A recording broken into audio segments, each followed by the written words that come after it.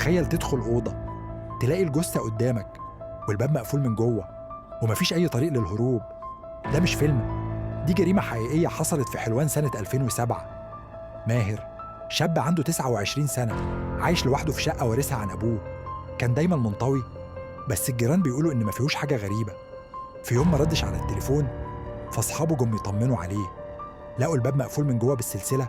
كسروا الباب ودخلوا، لقوه مقتول بطعنة واحدة في صدره. والمفاجأة مفيش أي بصمات، مفيش كسر، وحتى الكاميرات اللي في مدخل العمارة ما شافتش حد غريب. الشرطة حولت القضية للوجز وكل السيناريوهات اتقالت. هل المجرم استخبى جوه الشقة قبل القتل؟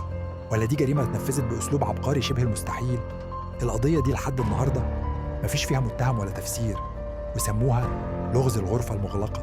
اضغط لايك واشترك في القناة عشان تعرف التفاصيل الحلقة الجاية، وقول لنا رأيك في التعليقات.